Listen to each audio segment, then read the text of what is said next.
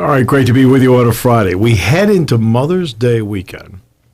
So to all moms, stepmoms, grandmothers, great-grandmothers, right? Absolutely. Hey, you are the bedrock. You are the ones that make it happen. And sometimes don't get the credit for it. Well, we just want to tell you how special we think you are across the board. And so happy Mother's Day weekend. Enjoy it. In fact, don't just make it Mother's Day. Make it a Mother's Day weekend. Absolutely. Yeah? Absolutely. The NFL schedule came out. Before we get to that, is there anything you want to say about the Sixers game last night? You know the worst part? I criticized Jason Tatum. I said he was overrated. I said he wasn't clutch. And, man, he was making me look like a genius for about 45 minutes last night. Yeah. Unfortunately, I'm trying to think, what was the last thing I said to you when I left yesterday? they weren't going to win. Yeah. Yeah. They didn't. Yeah. They got to make it tough. It's typical Philadelphia. You got to make it tough. Interesting. Last night, the two home ice teams won. Carolina closed out New Jersey. Dallas took a 3-2 lead on Seattle. But the two road teams in the NBA won. Phoenix won big. Excuse me, Denver won big at Phoenix. And the Celtics won last night. And Tatum started out 1 for 14. Yeah, started out 0 for 10 in the first half. Didn't have anything. In the fourth quarter, he hit, 4 3-pointers? Yeah. Tatum had 16 fourth quarter points. Yep. The Sixers had 13 fourth quarter points.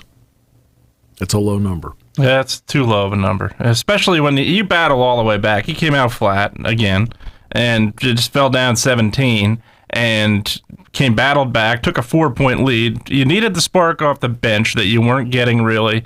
Game 5, you got it. You needed that spark off the bench. You really weren't getting through those Game 3, Game 4. You got it when Niang hitting those 2 big threes. Yeah. And, just you went cold at the wrong time. But they did something in the fourth quarter I wasn't quite on board with. They kept running two-man game with Maxey and Embiid. And Embiid, yeah. Right? Run the two, and I don't mind if you run a two-man game once in a while with Maxey and Embiid just to give it some variation and make the Celtics think about something. But you have to run the majority of them two-man game between Harden and Embiid. And it's worked. And the other part of it, you are, first of all, pick and rolls work perfectly. You're getting Embiid to your spot. They've not adjusted to that at all. You're getting Embiid, where he needs to be, and you're freeing up the corner. You've done it all series. You're freeing up that corner for the open three on screens. The Celtics have not adjusted to any of that yet, and he just didn't take advantage of it last night. No, did not. So tied at 3 going back to Boston on Sunday. Tonight, I think tonight's the Warriors and Lakers, right? Knicks and Heat Game 6 as well. Heat Game 6. Here's your Steelers schedule. The Steelers, they'll open up with a win. They've got the Niners. Yep. Well, hey, everybody's telling me that. That's what I hear. All right. Easy win. They'll thump them. The Niners are really good. They are. If they can figure out the quarterback thing. Really that's good. the issue. And Kyle Shanahan's comments yesterday, good thing we're not playing the Eagles week 1. That worries me a little bit. But I don't think that was a full-fledged compliment to the Eagles. I think that was we need to have all our guys. But I think what he's saying is I want to know what I'm doing at quarterback. Yeah. You know what you're doing almost everywhere else. You know the Kittle and McCaffrey and Ayuk and Deebo Samuel and Kittle, even on defense with Bosa and Givens, Jair Brown. I think he's going to play a role with them defensively. I think he'll play the Hufanga role, similar to what he did first year. He'll be a lot on special teams. He'll be that hybrid. Second year, I think he fits. He takes Gibson's spot. He may start second year. All right. So the Steelers have the Niners first game at Acrisure Stadium. Then they're at Acrisure again. They've got the primetime game on Monday night, the 18th, with the Browns. See, the Giants play 7 of their first 11 on the road. On the road, yep. This looks to be a little more fair. Yeah. You know what's bizarre about the Giants thing?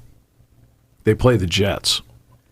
Now, had it been reversed, where the Giants were designated the road team, Yeah.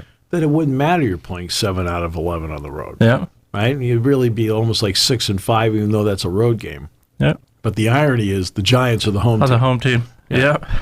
So, Las Vegas, that is going to be the Sunday night game at Las Vegas on the 24th. C.J. Stroud, Will Anderson, and the Houston Texans on the road. NRG Stadium, October 1st. On the 8th, back to Pittsburgh to take on Lamar Jackson and Baltimore. Then the bye week. Yep. And they'll come out of the bye week and go to SoFi and play the Rams on Sunday the 22nd. The 29th, home game with Jacksonville. Jags are interesting. Tennessee on the 2nd, right? And that's going to be a prime time game. Trying to think. To make the transition in November. So is this is a Thursday game? It's a Thursday game. It's an Amazon game. At 8:15 with Tennessee. Yeah. Then they go to they host Green Bay, so they get Jordan Love and the Packers on the 12th. The 19th, they're at Cleveland. And so there you are. More after that. Now, some of these games could be flexed. There are actually 4 teams that did not get a primetime game. I thought you were obligated. Yeah, that's what I thought. Game. Yeah, I thought everybody did. Yeah. There are 4 that don't. Yeah. Colts. Yep. Texans, Cardinals, and the Falcons. Yep. Did not get a primetime game. Steelers will then, after going to Cleveland on the 19th, Thanksgiving weekend on Sunday, they're at Cincinnati. That's a 1 o'clock game, though. It's not a primetime game. Sunday, December 3rd, they've got Arizona. Yep. Now we get into the potential to flex now everything. Yeah. Now week 13. But the second Thursday night game, see, you're allowed to get 2 now. Mm-hmm. Second Niners Thursday night game is with New England. Yep. On Amazon. Sunday the 17th, they're at Indianapolis. The 23rd, they've got Cincinnati on Saturday the 23rd at 4:30. All right. New Year's Eve at Seattle. In fact, that game on the 23rd with Cincinnati is their last regular season home game. The last 2 are on the road. They're at Seattle on New Year's Eve at 4:05, and then they're at Baltimore on Sunday, January 7th. And of course, that everything is TBD on the 7th. At that point for everybody. So that's the Steelers schedule. I always love when people sit there and they'll say, you know what? I think they're going to be 11-6. Okay. Do you have any idea who is going to be available in some of these games? Yeah. I mean, 17-game season. The first year they went to the 17-game season 2 years ago. Yep. I remember thinking, oh, yeah, it's just 1 extra game. That season felt long. Sure did. I know it's 17 games in 18 weeks, but it felt long. Same thing last year. It felt long. And the issue that you have all the way through is who survives it. How many people end up with close to the same team they began the season with? Yeah, and in most cases, it's not many, unfortunately. Now, granted, you look at, you mentioned the 49ers. Most teams don't get past their 3rd quarterback and have to enter a 4th. That doesn't happen most times, but other than that, absolutely, injuries happen all over the place. You go back to when even the 16-game season when New England played the Colts and Troy Brown was in the secondary because they had so many injuries. Right. It takes its toll entirely through this season. And I thought adding the 17th game was a bit of a mistake. I really did. I think to me, but you know what? They're going to go to 18. No, they're going to absolutely. Yeah, they're going to even it out. First of all, you are talking about That old keyword, inventory. Inventory, yeah. And the other part of it, you can always shorten the preseason if you want to, which... They will. Yeah, and it will, yeah. Which is shown a little bit to be a mistake. I think you look back on 2020, especially. 2020 was a year that, look, strange things happened. There was no preseason in 2020. A lot of those teams that usually start out hot went 0-4, 1-5. But you know what, Jason? I don't think it matters anymore about playing in the preseason because nobody's playing in their people. No. There's 3 preseason games now. Yeah. You play your starters maybe on the second one. But that's maybe. Yeah. Like Mike Tomlin will. Yep. But there are others that don't. No. That don't play anybody. So you spend the first month of the season, and it feels like the preseason. Yep. Even though it counts in level of play, missed tackles, and so forth. That's why when people talk to me all the time about Penn State football when it comes to the tackling part early in the season, practices are different now. Sure. They're different. In the NFL, it's really different now because it is mandated in the collective bargaining agreement as to how often you can hit. Well, where do you get your tackling? Sure, there are certain drills you can do with tackling dummies and padding and things like that. You can do all that. But in terms of physically bringing a man down to the ground, a lot of that actually starts in games. That's what impressed me about Penn State football last year. I thought their tackling right out of the gate in the Purdue game was excellent and stayed excellent almost all season.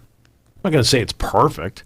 No. I mean, it's a lot of plays to run during the course of the year, but it's not perfect. But that's the best I've seen Penn State tackle from game 1 to game 13 in a while. I mean, it was really well done. Most teams, a couple things creep up in college games that are now creeping up in NFL games.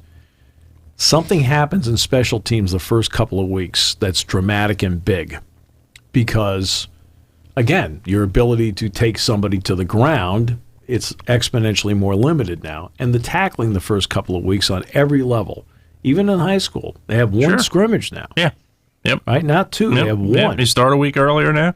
Well, it's started a week earlier for the past 5 years or so, but you start a week earlier. Right, but you don't have the second scrimmage. Yeah. So the tackling part now is happening in games. And then after a couple games, it then settles in and everybody gets back to what their habits happen to be. But that's why you talk about, I mean, does it matter you have 2 preseason games? They are playing people now with 3. Yeah, the only issue, the advantage of, well, even you have 2 preseason games, it's fine. As long as you have a preseason of some sort, the biggest thing that you're able to do, the evaluation process goes away if you don't have a little bit more of a preseason because, that 6th-round pick that's fighting to make the team, you see him in the preseason and you see him getting in-game snaps, and suddenly, okay, this guy can play on my team. You don't see that, and you only see it in practice. You don't really see everything, and maybe he doesn't make the team. Maybe he pulls a Kurt Warner and goes, out of football, comes back and wins the Super Bowl. So you never know. It's tougher to evaluate talent, especially the later round picks, when you're not playing guys in the preseason or when you don't have a shortened preseason or anything for that matter. And I think that showed especially. It showed a little bit when they shortened the preseason to start, but 2020 it especially showed. I thought without the preseason, there was a lot of sloppy football through the first 6 or 7 weeks. I thought it was sloppy last year. I thought it was too. Because, again, you have nearly half the teams, if not slightly more, not playing their key people in the preseason because they're trying to keep them healthy for the regular season. Exactly. Absolutely. And I understand the thought process. I fully do too. And I think Roger Goodell does too. And the same goes for the end of the year when you've clinched your division or you've clinched home field. You know the risk that you take. You go back, what was it, probably a decade ago, maybe a little more, where Roger Goodell wanted to reward draft picks for teams that would play their players. Wes Welker goes down and tears an ACL in a meaningless game for the Patriots at the end of the year. They go out and get thumped by Baltimore in the wild card the next round. Suddenly that talk went silent because what matters is you're playing, you've clinched home field. Yes, rest your starters if you want to, but to me, the thought of, play these guys completely in a meaningless game and run the risk, which they did and paid the price, it's not necessarily a necessity, but I do think they have to get reps. I don't think I'm a big believer. It's just, again, from 30,000 feet that you start them. Now, you have it clinched. Yeah. Start them, you play them in the first series of the second half, and then shut it down. Yeah. You always have to make sure that they have the ability to continue the habit of coming out of the locker room and having to play. But, then I'd shut them down after that. Look, everybody wants to bubble wrap everything all the time. Of course. Okay, so we're going to do load management. Well, great. So the Clippers did load management with Kawhi Leonard. And then what did he do in the playoffs? Yep, got hurt. He got hurt. Okay, DeAndre Ayton had some load management this year for the Suns. Mm-hmm. Right? You get to the playoffs, what happened? Mm-hmm. Misses the game. Yeah, got hurt. The critical game. Yep. The game 6. Yep. We're bubble wrapping people left and Sure. right. And it's still not working. No, and it's and a lot of times it goes the opposite way, throws you out of rhythm, and completely to the point that you're not in game shape if you have too much load management. You take an extra week with a hamstring that you probably weren't going to take. Suddenly you come back in, you retweak it. So I don't know. Yeah. The theory is fine, right? But I'm sorry, it's sports. You can't be bubble wrapping all the time. No. Let's put them in bubble wrap. We only need, hey, look, you know what makes you better? Playing. Mm-hmm. Playing. You know what makes you look better? Playing in front of fans that are paying money. Yeah. Absolutely. But that's what it comes down to. You can't get better unless you play. No. And that's that goes to the point again with the preseason where these 7th round picks can show they're going to get better by playing in a simulated game, so to speak. But again, I still think in the preseason you've still got to put some people out there to play. And play a little bit. I'll say this to the credit of the NFL, I think they take more value out of the scrimmages against opposing teams. Yes. Yeah, so I agree. So there's scrimmage value there. They do have that. They've also reached the point now where their marketing practices a little bit. So from the money aspect of it, they make it a pain because the season ticket holders still got to pay the preseason games. That's otherwise nobody'd go. Yeah. So, but they are now reaching the point where they're doing the old charitable donation to watch practice for $10 to $20, and every team now has got on board with that for the most part. So you are seeing. Yeah. You're getting a better glimpse of your team, I think, very clearly as a fan now than you were, 15 years ago. And it's look, the NFL is not stupid. That's why they're a multi-billion-dollar organization, and they continue to make more and more money each year. And they're doing that now. You obviously making them pay for the preseason. What's so frustrating about that? Well, you're a season ticket holder. You get into that private practice for free. Suddenly, those preseason tickets you're buying pan out okay. Yeah. As a fan that doesn't have season tickets, well, you can watch this practice, $15. Yeah. Now suddenly those things that weren't around 15, 20 years ago that were closed to the public, really for the most part, training camp usually was open. You didn't see everything though. Right. And but now those things are opening. You're seeing the NFL pocket a lot more money, and that's the most important part to them, obviously, no doubt about it. And now you're seeing the fans not really angry about it. Because of that, you're getting, we didn't get to see Aaron Rodgers in a Jets uniform in the preseason, but we saw that private practice over at MetLife that we had the chance to see. Yeah. 60,000 people showed up for $10 a head. That's stuff that just you didn't have the chance for a while ago. Yesterday, Indiana beat the Penn State softball team 5-4, Big Ten quarterfinals. We will now see how this plays out with the NCAAs. Yeah. Win over Michigan helped, for sure. Win over Michigan was a huge help. Yep, big one. I mean, it did a lot in terms of the RPI, which the RPI is still used. Yep. So it did a lot there. So you get a walk-off win over Michigan, then a tough loss yesterday. But that is, we'll see what it means for the NCAAs. It's amazing how the NCAA softball tournament is tremendously popular. It is tremendously popular. Getting Penn State into it would be a big deal, without question. Now, men's lacrosse, they're in. Even though they lost that opening game to Maryland in the Big Ten tournament, they end up getting into the NCAA's. They got Princeton in the opening round, and so they will play Princeton to start out, and they're going to host them coming up on Sunday. At 7:30 at night. So this is a great Mother's Day deal. So, what the heck. So Penn State's going to try and do something they've never done before. They've never beaten Princeton. This is only the fourth meeting they've ever had. Mm-hmm. And they have not met each other. Just to let you know the relevance of it, they haven't met each other in 25 years. They haven't played since 1998, so it's irrelevant how many times Princeton's won. So here we go. This will be Sunday, 7:30, Panzer Stadium, and they will host Princeton, the Ivy League champion. 7:30 on Sunday. Nice. Jeff Tambroni's done a great job with that program, great job with this team. So let's see now if they can advance and keep it rolling there and get that done.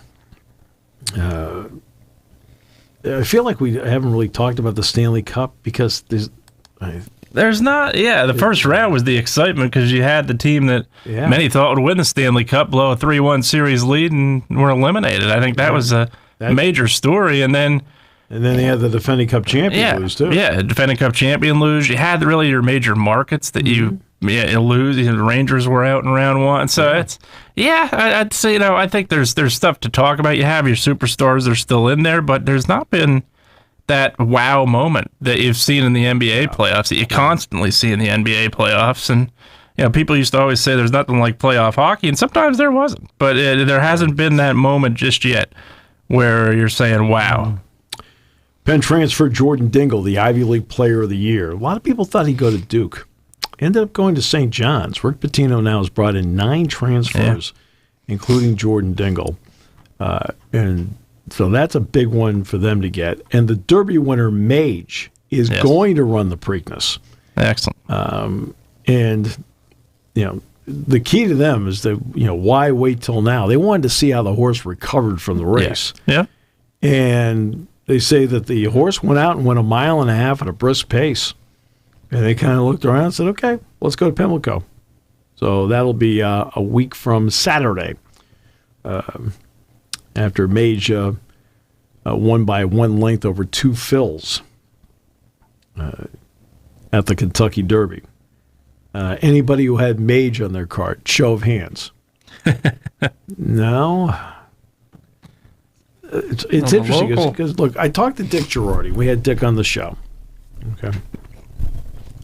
And Dick got almost every part of the race right, including, he had 2 fills right there.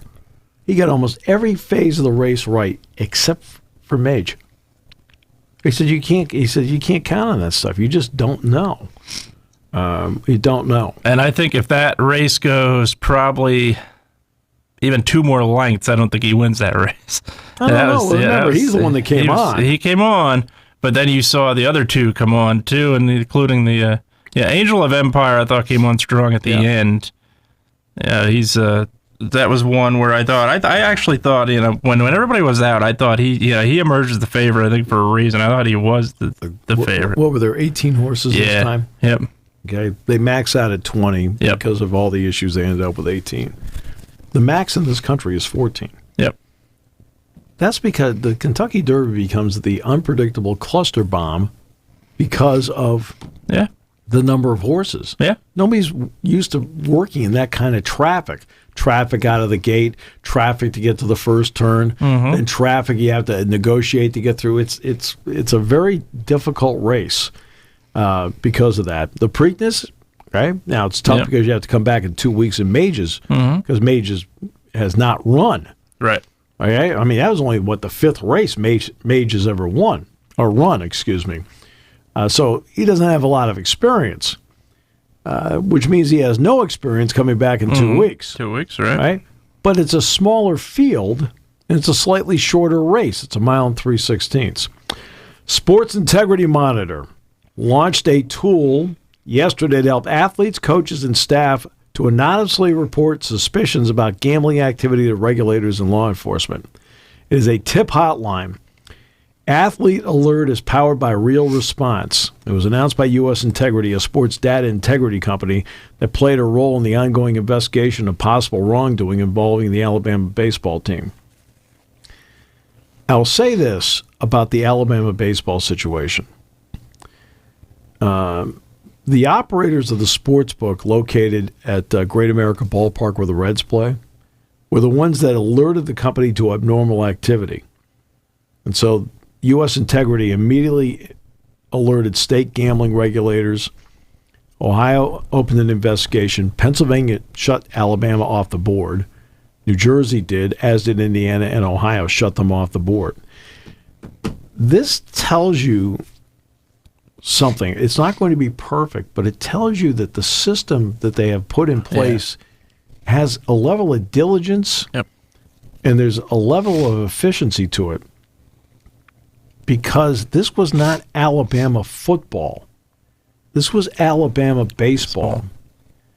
And if you're going to, quote, get away with something, you would attempt to get away with it at something you think could go under the radar. Right? Yeah, agreed. So let's take a couple of things. One, remember the scholarship scandal that was happening, especially out in California. Okay? What sports were they where coaches were getting money? Rowing, sailing. I mean, do you know what the sailing coach was making at Cal? I think it was something like $37,000 a year. If you're going to pick a group to say, hey, we're going to slip you some extra cash, are you going to slip that extra cash to Chip Kelly and Lincoln Riley, who are making millions? Right. Or is somebody making $37,000 more vulnerable to accepting the money and then going from there? And that was part of the scholarship scandal. Look at what they picked. It's something that's under the radar that you wouldn't think about. The Tim Donaghy scandal with the NBA. What was he accused of doing? Okay, making calls. But he wasn't making calls in the fourth quarter. When was he making calls that they claimed determined outcomes? In the first quarter. Yeah. Okay? You're watching closely in the fourth quarter. Oh, that call. You're not thinking about the call in the first quarter. That suddenly the team builds up a 16 to 20 point lead by the middle of the second quarter because the game's been called in a certain way. So you always now have to be aware of what is the under the radar activity. This was Alabama baseball. All right? Number one, okay, they were playing obviously a high-profile LSU team. And by the way, the money was all on LSU that shouldn't be all, but a lot of the money was on LSU to win. But wouldn't that be the normal with LSU, Alabama at this particular stages of their programs? Yet they found it. My point is they found it. My point is they were diligent about it.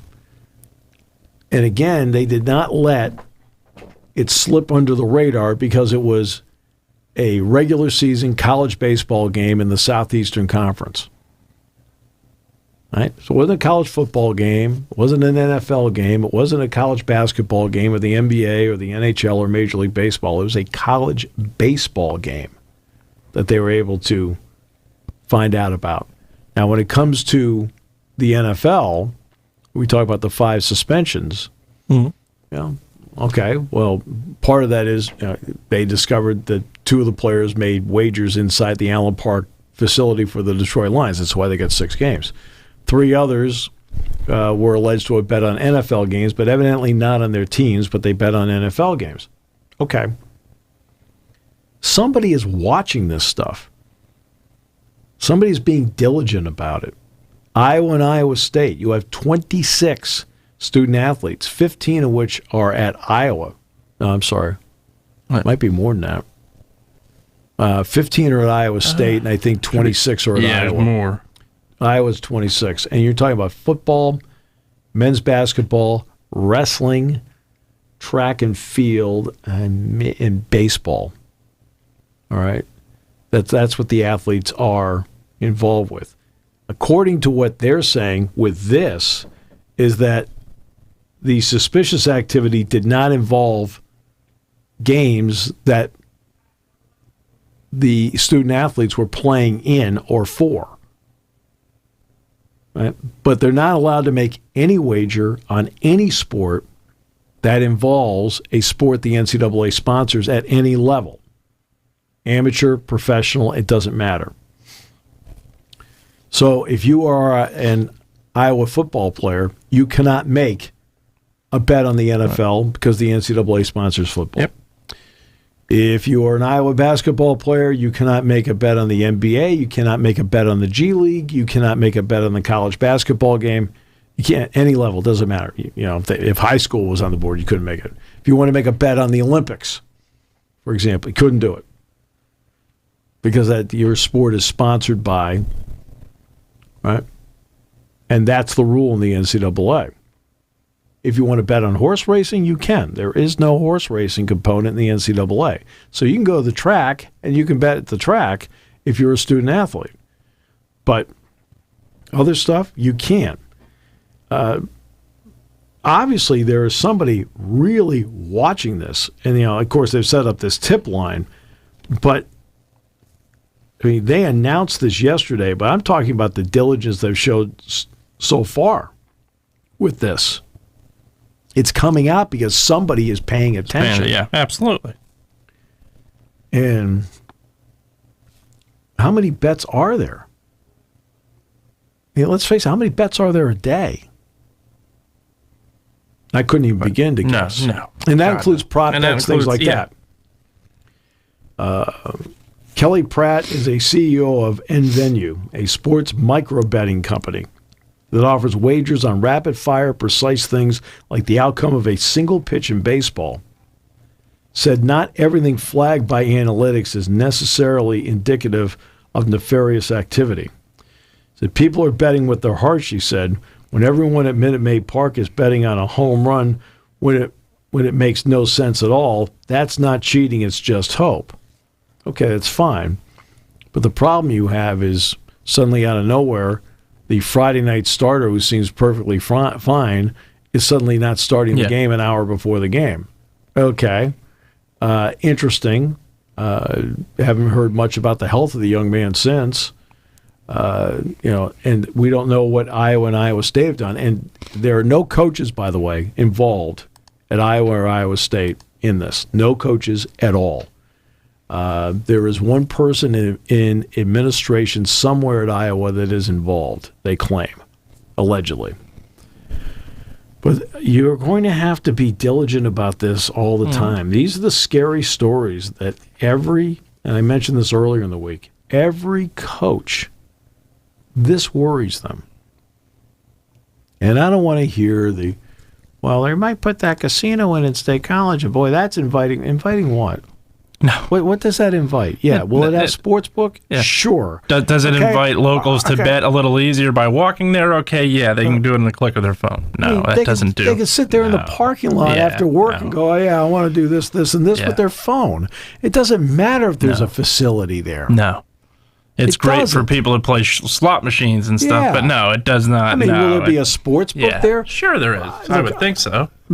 I've done enough games. Yeah. At casinos, right? New Jersey, Connecticut. Yeah. and in other places, right, where they have casinos. Okay. Well, it's amazing when you're there, or you've gone, or I've gone to dinner at them, because some of them have pretty nice restaurants, to be honest with you. Oh, don't collapse on me. What's going on there? Right. And you know what I don't see a lot of people sitting at? Sportsbook. Right. I don't see a lot of people sitting at sportsbook. They don't have to. No. I mean, no. Especially that doesn't. I don't see a lot of people sitting in Las Vegas. Obviously, I've done a tournament in Las Vegas, and we stayed at a casino. Sure.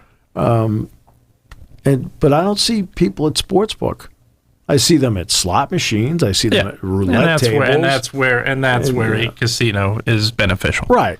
Yeah. Right. But it's not on sports. I don't see people lined up at sportsbook to do something, because they can do take it online. Care of it online. Yeah. Do it very easily. Now, my question is going to be, what are kiosks going to be like at arenas and stadiums? That's going to be difficult. Yeah, that's going to frustrate, I think. Well, it's not going to frustrate those that want to bet. Go for it. But I think it's going to frustrate the fan that looks at these stories, especially NFL. You see these guys are suspended, and then the question's going to be, you have a kiosk in your stadium. Why'd they just get suspended for a year? And that suddenly is going to be brought up when But they already have it in England. They do, and they're going to have them here at some point. But how often do we hear about problems in England with them? I haven't heard of anything. Yeah, you don't. But so I don't know. Yeah, you don't. But the problem is you're worried about.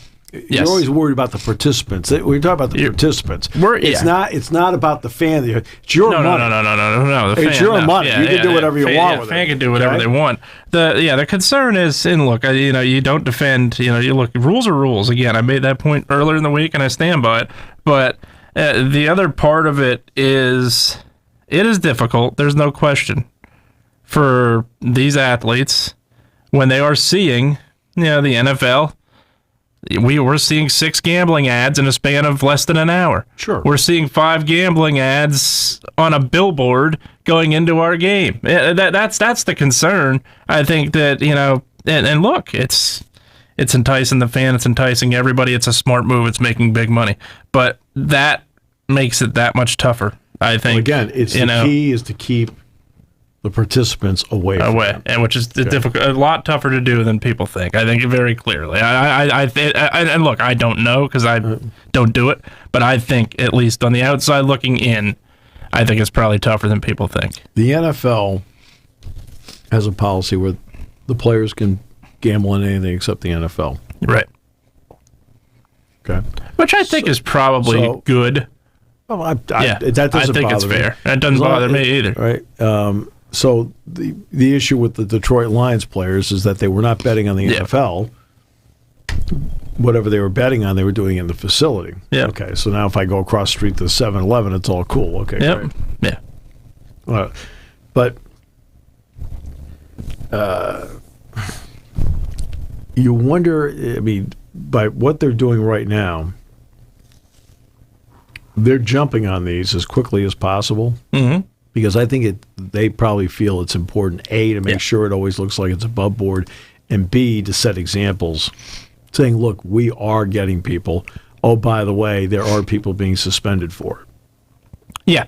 No, I 100% agree. Yeah, I don't think there's any doubt about it. I think that's their way of saying, hey, we're going to curve this. We take it very seriously, but that's where I think absolutely, 100% agree with that. And that's where the NFL is going to step in when they have to, just to show, like, okay, we do discipline this, even though we're getting quite a bit of money from it. I think that's really, again, I think 15 years ago, this would have been, I think, much more, it's serious no matter what. You're suspended for a year, some 6 games. But you go all the way back to Paul Horn and Alex. Exactly. You go back years ago.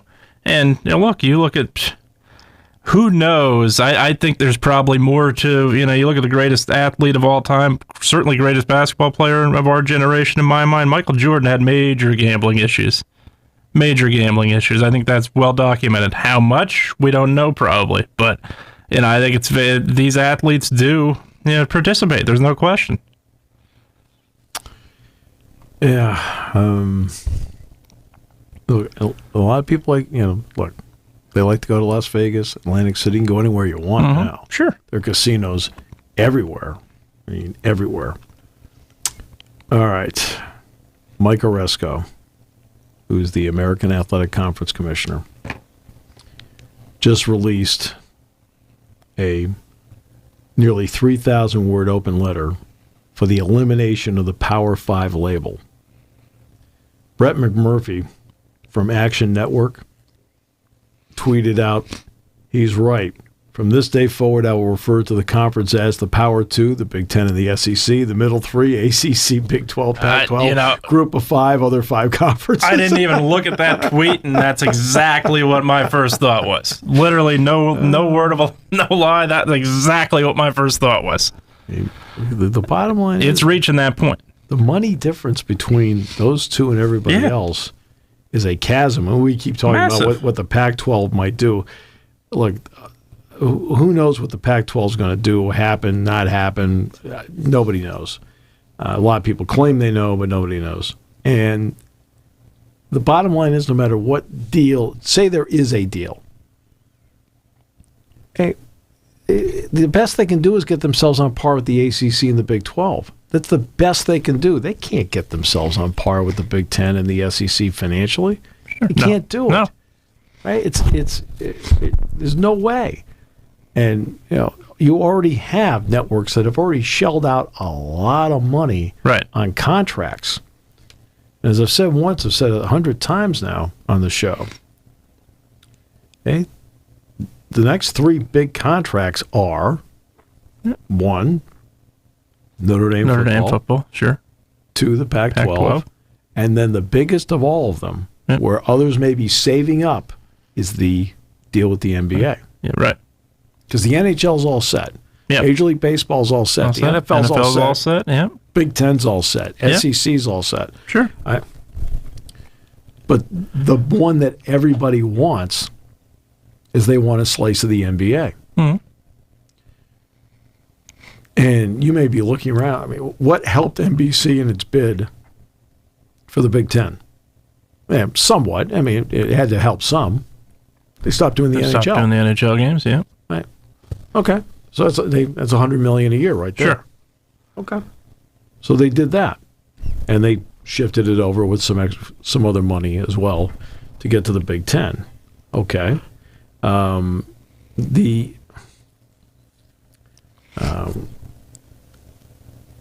this is where the chasm between the SEC and the Big Ten. I mean, why do you think that other schools want to join the SEC and the Big Ten? Because they know that's the gravy train. Absolutely. Right? They know that. It's just the way it's set up. And both of them already have long-term contracts in place. The SEC goes longer than the Big Ten, but the Big Ten's 7 years starting this year. And that's where you are at this particular point, where they're looking around saying, can we compete with the resources that we have? And I don't know if they can. No. I don't know if they can. I don't think so. And that's a big, big part of it. And I mean, you're talking about like a wide, huge margin. Hey, this is not okay. It's 40 to 45 million for the SEC and the Big Ten. It's 30 to 35. I mean, no. It's wide. Right? It's you're talking as much as 40. I'd say 50 million per school. Pretty close. Yep. Wider. I mean, that's huge, and that the big one is the NBA contract. That's the one that is. Everyone talks about what's hanging over networks. Networks have been laying people off. They've talked about the optics of it. ESPN's laying off, Apple is laid off, Amazon's laid off. All right, so they've done that. Paramount Plus is laying off. I mean, they just cut the MTV News division, as a matter of fact. Right, they finally did that. And that came out this week. Right. Well, the optics don't look great, but so it's asking you, how tight is the money, and what are you attempting to save on so you can make the big bid for something you think can make a financial difference, and that's the NBA. And the other part is also knowing what audience we want to reach. The NBA is now reached the point where, and soccer to an extent, same thing, but that revenue is not going to be there for soccer that it is for a TV contract with like the NBA. You're reaching a broad audience with the NBA. You're reaching that fan, that diehard fan, but you're reaching You're reaching, most importantly, you're looking at the future. You're seeing that young audience that is going away from baseball. That young audience that's going away from a lot of the sports. Football will always be king, no question. But a lot of the sports now, the fans, the younger audience is shifting to soccer and basketball. Sure. Especially the NBA. That's why the MLS thing confused me. Yeah, no. They ended up going with Apple. Yeah. Yep. Okay, maybe they end up being smarter than the rest of us. I was surprised by it. Yeah, it's definitely a surprise move. Yeah, there's no doubt. But but with the NBA, you're reaching that. You want that young audience to attract to your network because that's going to, in turn, that's going to entice people to watch NBC. Yes, they're turning in to watch sports, but they're gonna. That's where advertisers. That's where networks smartly lure in the person watching it by they get people to watch other things on their network, and that's what they can do with the NBA. Well, they have that, with the NFL. Absolutely. Yeah, that the NBA, you're going to have that young audience that you can entice to watch other stuff on your network. That's why I think the NBA contract is so big. You are bringing in that future generation, which is being mistargeted by a lot of people right now. They skew very well 18 to 49, which is invaluable. Absolutely. All right, great Mother's Day weekend. Yes. All right, everybody enjoy. And weather's nice today, that's for sure. Yeah. Great to have you with us here on 7 Mountain.